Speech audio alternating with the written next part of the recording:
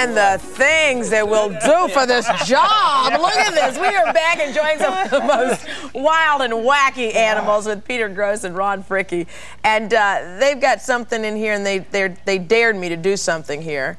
What are you going to do? Well, what we're going to do is, this is a Chilean rose-haired tarantula. Wait a minute, he's shaking his butt. What's that mean? They do that just before they mate. But don't worry about that. I'm going to be in the Inquirer tomorrow. We're going to put it right up here. And, Rolonda has an alien baby. Yeah, there's so there are just so many misunderstandings about spiders. Oh, people wonder, why do we even need spiders?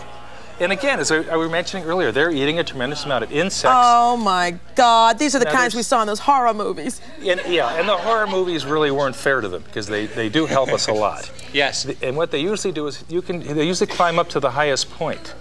Look at them spinning that web at the bottom. Look at that. So he's holding on so he doesn't fall, right? That's right. He's hanging on. Now, he actually wouldn't do it like another spider might to catch insects. He's going to climb over here, and what he will do to protect himself is take his hind legs, rub it on these fine hairs on his backside, and flick them.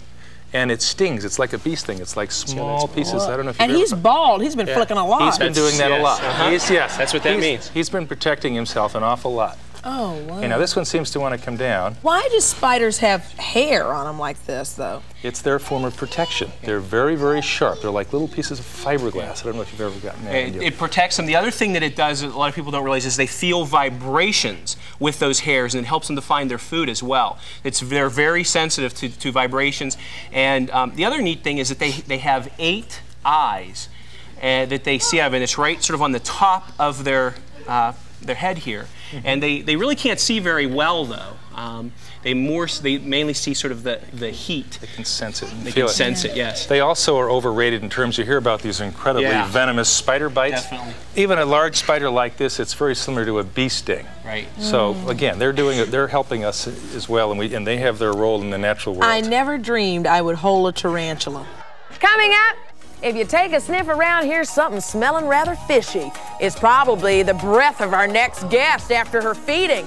Well, when he's done eating, we're going to see if that little animal can get, well, you might say waddle his way onto the stage. We'll be right back to meet the penguins.